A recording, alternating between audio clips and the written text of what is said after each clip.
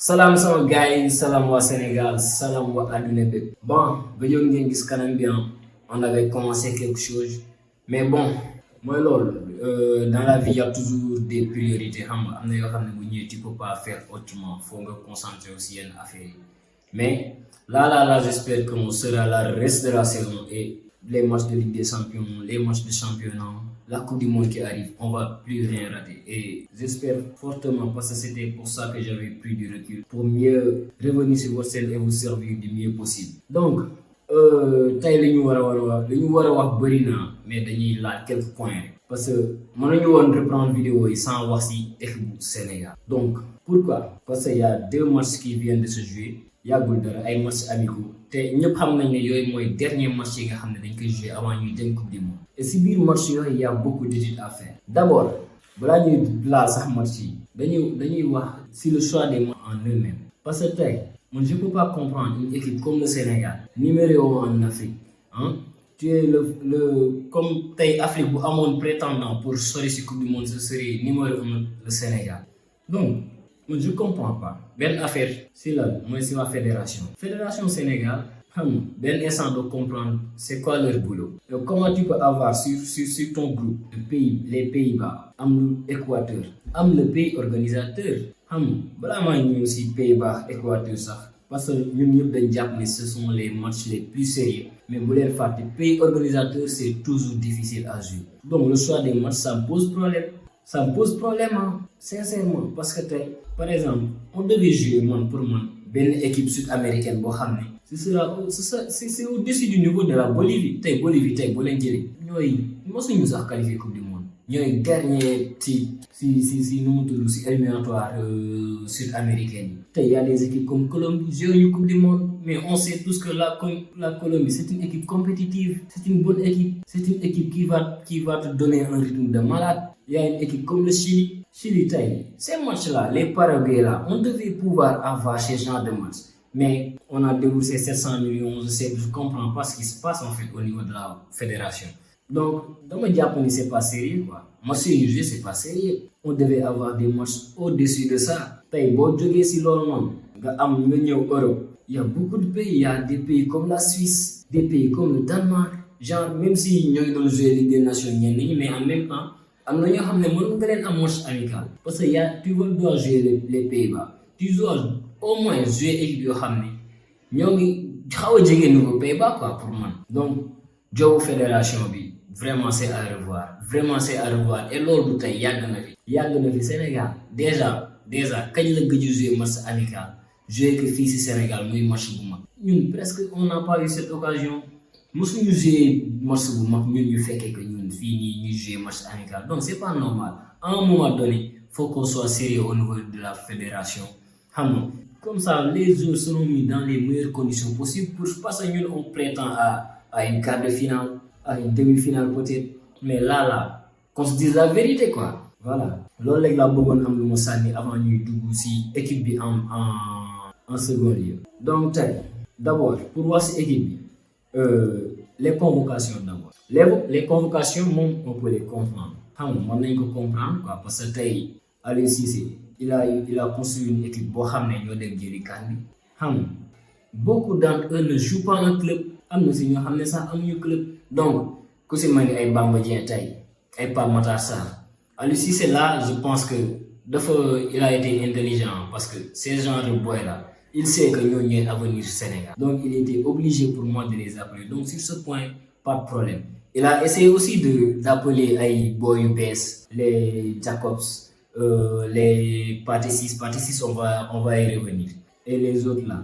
Et Noah Fadiga, moi j'aurais bien aimé le voir. Vraiment, j'aurais bien aimé le voir parce que nous savons que au Sénégal, on a des problèmes au niveau des latéraux et tout. Mais je pense que d'ici la Coupe du Monde, ça va se régler parce que c'est compliqué. Donc au niveau de la liste, il n'y a pas grand chose à dire parce que je pense qu'il a fait une belle convocation. Il y a un boy, il y a un jeune club, il ban état déjà. Ban état on a vu et pour certains, on n'a pas été convaincus. Qu'on se dise la vérité quoi. Ce que je dis moi là, que nous équipe bi ñu jëlé Coupe d'Afrique on peut pas jouer avec cette même équipe exactement à la Coupe du Monde. C'est pas possible. On peut pas jouer avec des Nampalys Mendy et ay Kouyaté si suñu début terrain. Qu'on se dise la vérité. Là moom xam nga benn point la boo xam ne dañ koy régler une bonne fois pour toutes xam nga mu leer si boppu gars yi.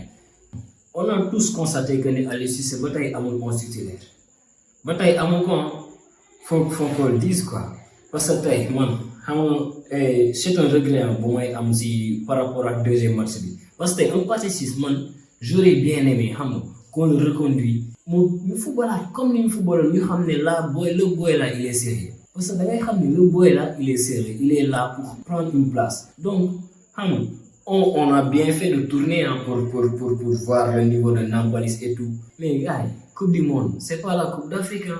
C'est pas la Coupe d'Afrique parce que Coupe d'Afrique, on a eu quoi? Match nul. Au troisième match, on a gagné, on est passé. Mais Coupe du Monde, t'as pas ce temps. Coupe du Monde, tant bon non, les gars, ils te le donnent pas. Toi, tu viens, premier match déjà, tu as les Pays-Bas. Le groupe supposé, l'équipe supposée être la plus forte du groupe. Donc, déjà, il faudra être prêt. Donc, il y a une préparation et c'est the last. Donc, fallait reconduire un 11 pour l'air, ni probablement nous titulaire si premier match.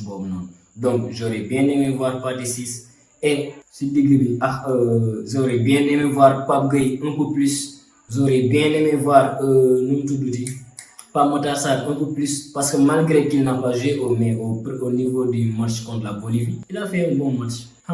Ça, qu'on le reconnaisse quoi. Et du côté de l'attaque maintenant, l'attaque du Sénégal, ça fait longtemps qu'on s'est pas régalé. Faut qu'on se dise la vérité, on a remporté la CAN, mais vous l'avez fait, match de poule, on n'a pas marqué beaucoup de buts. En route, on n'a pas marqué beaucoup de buts. Même la finale, on l'a gagné au tir au but. Donc, on marque pas beaucoup. Pourquoi? Parce que Sadio Mané, vous faites il est au Bayern. Il n'est pas au son meilleur niveau. On ne sait pas ce qu'il en sera d'ici une Coupe du Monde. Mais Sadio Mané, Gana Gueye, Kalidou Koulibaly, Mendy, on a besoin à leur meilleur niveau. On a besoin à leur meilleur niveau. D'ici Coupe du Monde, si ça va changer ou pas. Parce que Koulibaly, il doit s'imposer au niveau de Chelsea. Mendy, on ne sait pas si c'est lui qui va jouer ou pas.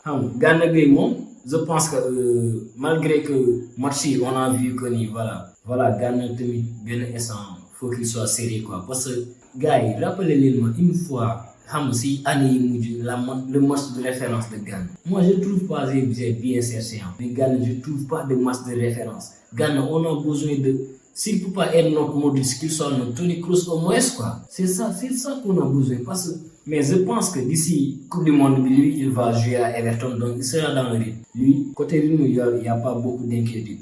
Mais revenons sur l'attaque. L'attaque de Sadio Mané, s'il n'est pas en forme, on est baisé. Parce que t'as un boule. Tu sais même pas qui va jouer en pointe, mais t'as un boulard. Boulard, tu ne peux pas compter sur lui. Il peut avoir des fulgurances dès qu'il défie une affaire, mais on ne sait pas. De l'autre côté, t'as Ismaïla Sarr. Ismaïla Sarr, ce qui m'énerve chez lui, c'est que le gars, c'est comme moi, on attend, on sait qu'il a le potentiel, on sait qu'il a tout pour être un grand joueur, mais il n'arrive pas à exploser. Et je ne comprends pas. L'autre problème, c'est que Ismaïla Sarr, il est dans un confort parce qu'il y a une concurrence. Qu'on se dise la vérité, côté au Sénégal, il y a une concurrence. Donc, comment il va falloir aborder ce premier match contre les Pays-Bas, le match contre l'Équateur, le match contre... Ce sera compliqué, hein. Ce qu'on a vu là, on n'est pas pessimiste. On n'est pas pessimiste. Sénégal dina gagner ce groupe. Mais il y a des choses qu'il faut qu'on le dise dès maintenant, qu'on règle dès maintenant. Nous trouver yenn boy ay postes yo xamné fa lañ wara nek quoi. Donc mu ngi non. Aussi, il a fait appel à Iliman Ndiaye. Là, c'est ce qui m'a le plus énervé durant ce récent mois. Moi que Iliman Ndiaye, je l'ai pas vu. Il joue que sens bin ko waron joxe. Iliman Ndiaye pour moi, il devait jouer tous les matchs. Et au moins 80 minutes de chacun des deux matchs. Parce que Iliman, il est à Sheffield. Bien vrai qu'il est en championship, on sait tous que le championship anglais là. Tu prends une équipe de championship, tu l'amènes en Ligue des Champions, il peut être capable de sortir de son groupe. C'est pas le cas des équipes de Ligue 1. On a vu Marseille, on a vu des Lions, on a vu Monaco et affaires. Donc, Championship, c'est un championnat sérieux. Iliman Ndiaye, là, c'est le roi. Parce qu'il fait des preuves, il fait des résultats. Donc, ces boys-là, faut qu'on les mette en confiance. Non, sans dire ça, on devait les mettre en confiance, quoi. Ils sont là pour jouer. Patrice, on devait le mettre plus en confiance parce qu'il a montré que il en a quoi, il a quelque chose à montrer. Donc on a vu quoi. Donc à un moment donné, équipe B, on a vu fédération wax nañ ci match yi ñu jël, man je comprends pas. Changement yenn yi Aliou Cissé liste Aliou Cissé, moi je suis d'accord, mais aborder match yi, c'est là qui m'a posé problème. Et prions que peut-être que Youssouf Sabaly sera là. Peut-être que situation Saliou Ciss dina changer balaa parce que ñooñu ay pions lañ yoo xam ne tamit ils sont importants. Le football d'aujourd'hui latéraux yi te tey Sénégal comme je l'ai moo tax j'aurais bien aimé voir Noah quoi pour savoir ce qu'il va donner. Le boy Jacobs, il a été intéressant aussi, faut qu'on le dise. Donc mu ngi noonu on est à moins de 2 mois de la Coupe du Monde. Donc on a joué 2 matchs. On en a gagné un. On a fait match nul sur Bénin. Et on attend. On reste sur notre fait quoi, par rapport à certains jeux. Mais bataille, je pense qu'il y a des joueurs, il faut qu'ils soient dans le rythme avant de Coupe du Monde. Parce que le match Bini, tellement c'était. Déjà que huis clos, mais tu voyais que il y avait aucun rythme quoi. Gars, réveillez-vous quoi. Nous on rêve d'aller au moins à quart de finale. Offrez-nous ça s'il vous plaît. Allez, on a parlé du Sénégal donc on espère que ça va aller. Mais il y a 2 équipes qui ont des vidéos sans wax.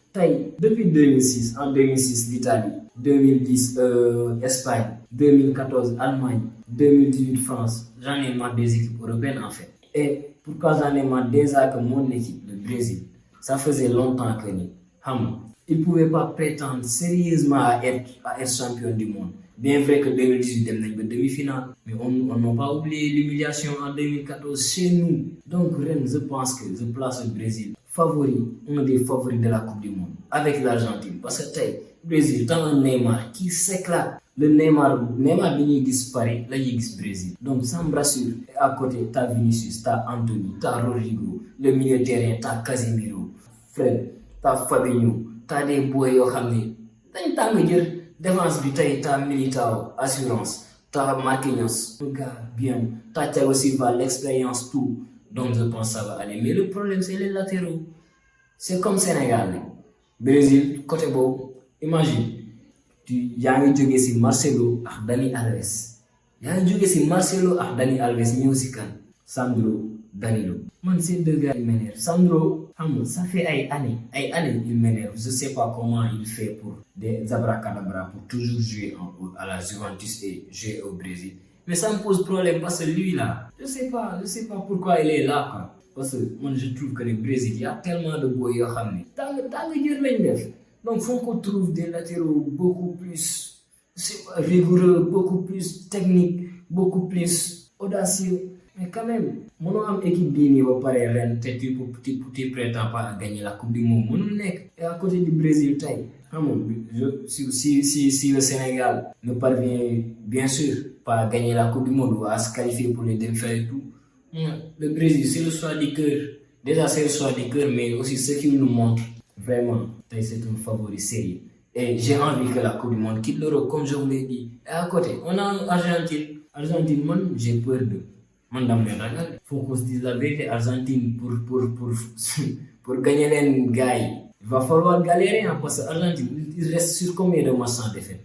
Argentine, ils sont à 35, je sais pas, plus de 35 matchs sans défaite. Donc, le dernier défaite, c'était quand le Brésil gagnait 1-0. Entre-temps, le Brésil 3 fois, les 2 fois, ils ont gagné un match nul. Donc, ils ont tapé l'Italie. Les qualifications, ils ont tapé tout le monde. Donc, comment tu vas faire pour gagner face à l'Argentine avec le Messi qu'on voit là? Il y a Neymar qui se régale du côté du Brésil, il y a Messi qui se régale du côté de l'Argentine. Donc, toutes les 2 équipes, ils ont les armes nécessaires. Et autour, Messi, il a autour des joueurs capables de l'accompagner. Messi, imaginez, il est allé en finale de Coupe du Monde avec Aïbo Yohamne. Autant, il ne servait à rien. Il a amené cette équipe en finale de Coupe du Monde. Et il a failli, il a gagné. Donc, avec l'équipe du Yorni, qu'est-ce qui peut l'empêcher d'aller en finale? Donc, comme nous l'avons dit, Brésil, c'est le choix du cœur, à part le Sénégal. Argentine, sur ce que j'ai vu, c'est l'une des équipes les plus sérieuses du monde. Et je pense que l'entraîneur et ça, ils réfléchissent à comment faire pour battre l'Argentine. Parce que les gars, ils t'énervent, ils te mettent des coups, ils les sonal, top, physiquement, ils sont prêts. Techniquement, il y a des joueurs. Il y a de grands joueurs, il y a tout. Il y a tout pour que ces deux équipes, sorry, sur Coupe du Monde, qu'on se dise la vérité. Elles sont vraiment sérieuses. Donc, nous, on a parlé du Sénégal. Journal aussi, c'est mes favoris, c'est Coupe du Monde. Donc, on a fait un petit tour. Bien vrai que là, il y a France, Allemagne et tout. Je pense que l'équipe européenne, on va en parler dans une autre vidéo. Les difficultés de la France et autres. Comment l'Espagne, dans les Coupe du Monde, Allemagne et tout. Mais là, ça me tenait à cœur de faire cette vidéo avant le championnat de commencer. Donc, gars, bien affaire. Abonnez-vous. Abonnez-vous sur votre chaîne préférée dès maintenant. Parce qu'on espère que toute la saison, il y aura des choses, il y aura des trucs. Il y aura des trucs, quoi. Croyez-moi. C'est ça, mais croyez-moi. On va faire des choses et vous allez m'accompagner durant toute la saison. Donc, gars, à demain, pas à très bientôt, à demain pour une autre vidéo spéciale que je voulais faire aussi sur Erling Haaland. Donc, quotidien que ça arrive, on est là. Bah.